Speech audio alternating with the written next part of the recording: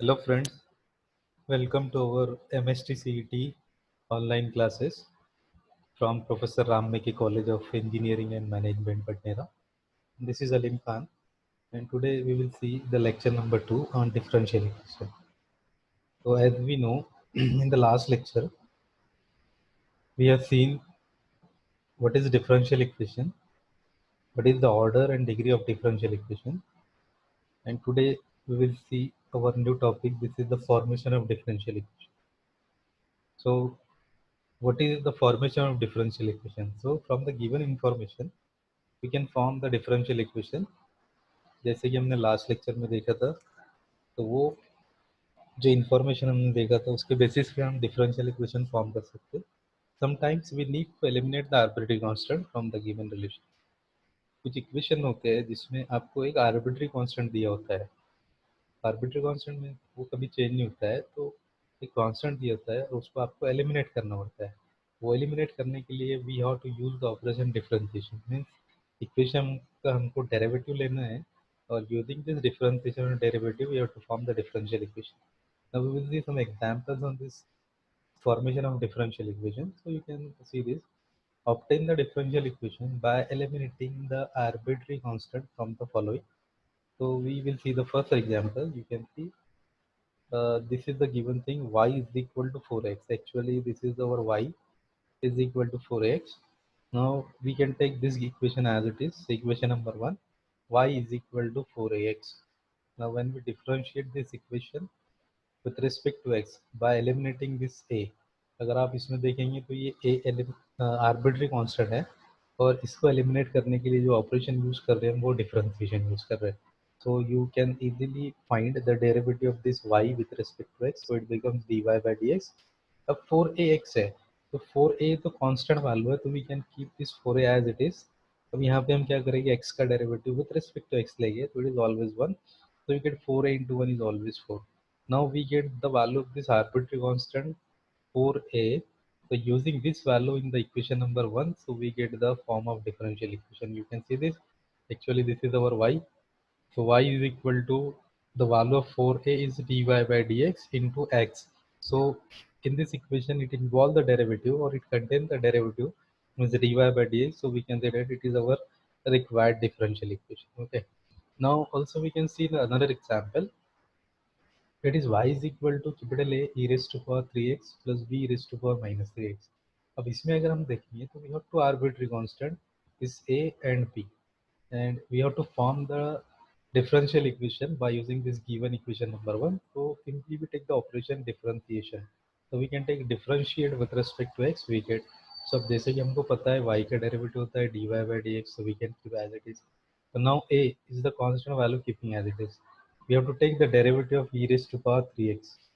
e raised to power 3x का derivative होता है e raised to power 3x, और 3x जो है ये आपका पावर है, तो इनटू में इसका डेरिवेटिव आता है, तो 3x का डेरिवेटिव हो गया 3. So we get 3 e raised to power 3x. जैसे कि हम यहाँ पे यूज करते हैं dx of e raised to power ax. तो जब हम यहाँ पे e raised to power ax लिखेंगे तो अब ये a आपका कोई भी कांस्टेंट वैल्यू हो सकता है. इट में भी पॉजिटिव इंटीजर और नेगेटिव इंटीजर. अब जब मुझे इसका डेरिवेटिव लिखना है तो मैं पहले एक्सपोनेंशियल का derivative exponential as it is लिख देता हूँ e raised to power ax, और जब हम ax का डेरिवेटिव लिखेंगे तो वो इनटू में आएगा, means D D x of this power, जो कि आपने डिफरेंशिएशन में देखा था. तो इस वजह से हम जो तो कोई भी एक्सपोनेंशियल फंक्शन का डेरिवेटिव फाइंड कर सकते हैं. तो जैसे यहाँ पे e raised to power 3x था, तो 3 सामने आया, e raised to power 3x. Second term में आते हैं तो b कांस्टेंट है as it is. e raised to power minus 3x का derivative e raised to power minus 3x, लेकिन जो पावर है वो माइनस 3x है, तो यहाँ पे जब हम इसका डेरिवेटिव लेंगे तो ये आएगा इंटू में -3. सो प्लस माइनस बन जाता है आपका माइनस. तो this is one of the value of this dy by dx. अब यहाँ पे अभी एलिमिनेट तो नहीं हुआ वैल्यू, तो हम क्या करेंगे, अगेन डिफरेंशिएट करेंगे विथ रिस्पेक्ट टू x, क्योंकि हमको a और b को एलिमिनेट करना है. जब हम इसको अगेन करेंगे तो D D x of dy by dx, तो इसका सेकंड ऑर्डर बन जाएगा d2y by dx स्क्वायर. अब यहाँ पे 3 तो एज इट इज है कांस्टेंट वैल्यू, उसके बाद में a भी आपका एज इट इज है वो same derivative. e raised to power 3x का derivative 3 e raised to power 3x. उसके बाद में सेकेंड टर्म है आपका -3 as it is, 3 B is the constant value as it is. यहाँ पे अब हम लेंगे e raise to power minus three x का वैल्यू। तो जब हम e raise to power minus three x लेंगे तो we get e raise to power minus three x into minus three. तो यहाँ पे जो टर्म आएगा वो माइनस का आएगा, बाय मिस्टेक वहाँ पे प्लस आ गया, तो ये माइनस माइनस बन जाता है आपका प्लस, और थ्री थ्री हो गया नाइन, तो नाइन कॉमन ले सकते हैं दोनों टर्म में से। यहाँ पे आपका A as it is e raise to power three x plus B as it is e raise to power minus three.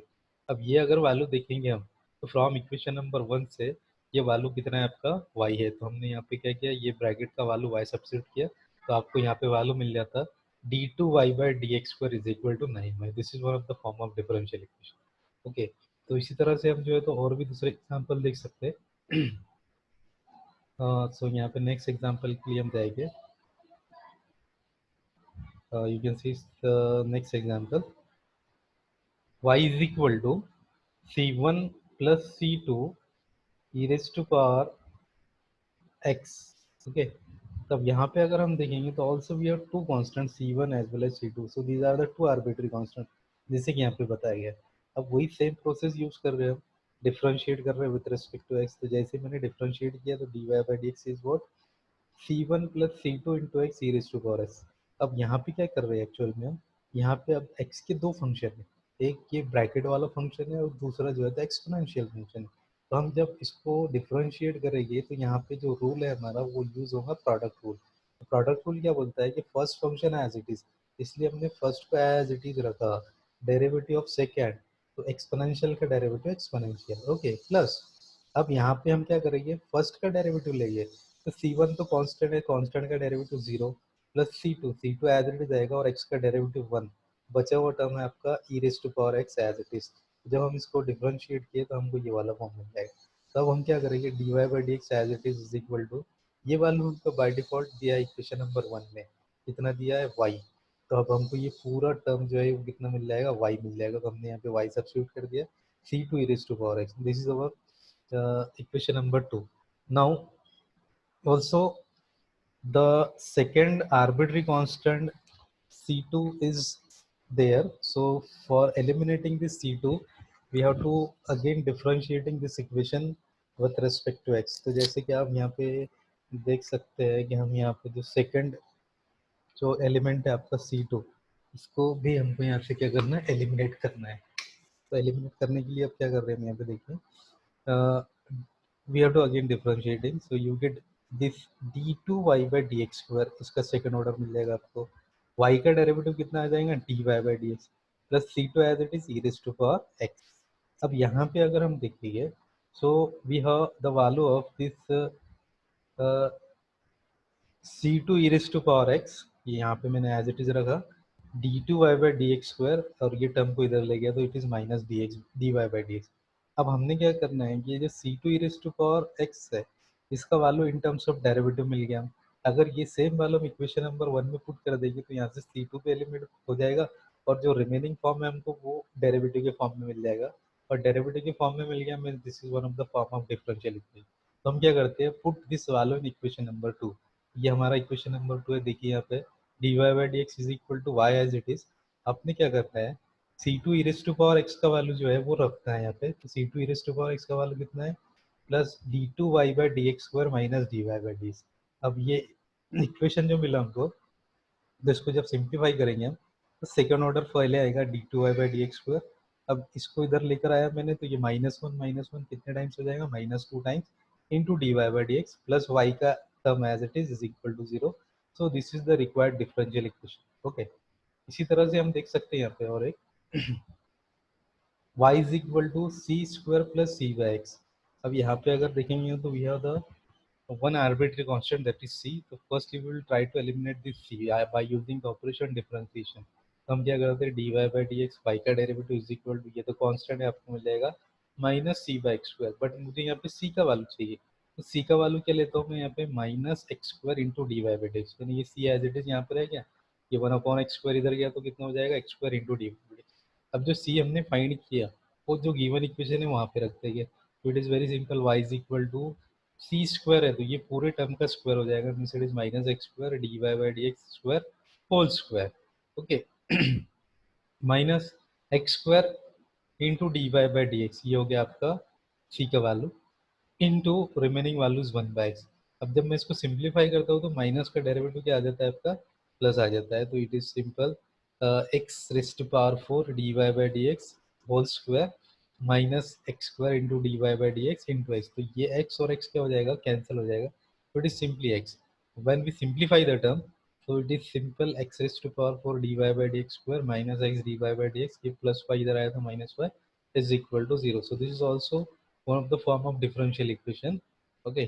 इसी तरह से हम और भी कुछ एग्जाम्पल है इसके, जो कि अभी थेरोटिकल एग्जाम्पल है, वो देख सकते हैं। तो यहाँ पे हम नेक्स्ट एग्जाम्पल लेके look at this.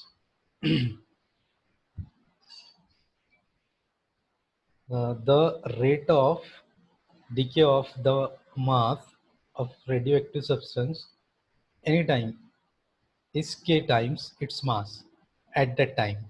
Form the differential equation satisfied by the mass of the substance. अब ये एग्जाम्पल अगर हम थेरोटिकल है, और इससे क्या करना है हमको कि एक डिफरेंशियल इक्वेशन फॉर्म करना है।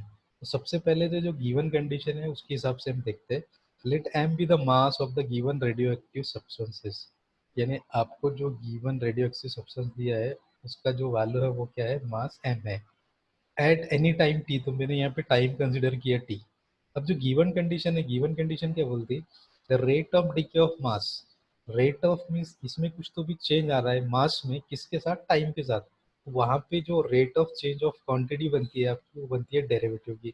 मीन्स एम किसके साथ चेंज हो रहा है, टी के साथ। जैसे जैसे आपका टाइम रहेगा वैसे वैसे आपका मास चेंज होता है। तो it is d m by d t, this is one of the value of rate of decay of mass. Now here this rate of change of mass is directly proportional to the given mass. So here we can take dm by dt is directly proportional to m by the given condition. When we see this given condition, so here we have given that this rate of change of mass is directly proportional to the given mass. For what time? So it is for k times. So when we take, it is equal to, for the k times of the mass, so we get the value of dm by dt is equal to mk, where k is less than 0. Okay, is the required differential equation. So if we have given that the theoretical statement, so by using the given condition we have to form the differential equation. जैसे कि हमने यहाँ पे देखा था कि example में आपको एक मास दिया था, टाइम के साथ में वो मास जो है तो चेंज हो रहा था टाइम के साथ में। तो जहाँ पे भी चेंज आता है तो वहाँ पे हम लेते हैं डेरिवेटिव। तो आपको मिला था d m by d t, लेकिन ये d m by d t directly प्रोपोर्ट कर रहा था किसको, गिवन मास को। और गिवन मास भी कितने टाइम्स था, के टाइम्स था। तो इसलिए हमने यहाँ इक्वेशन लिया d m by d t is equal to f. This is one of the form of required differential equation. तो यहाँ पे हमने आज जो देखा वो फॉर्मेशन ऑफ डिफरेंशियल इक्वेशन देखा, कि किस तरह से हम जो है तो डिफरेंशियल इक्वेशन को फॉर्म कर सकते। और तो उसमें कंडीशंस क्या होती है कि जो भी आर्बिट्री कांस्टेंट दिया होता है आपको वो एलिमिनेट करना पड़ता है।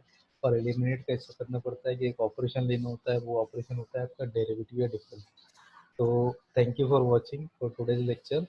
Now in the next lecture we will see what are the types of differential equation and what is the application of differential. Thank you.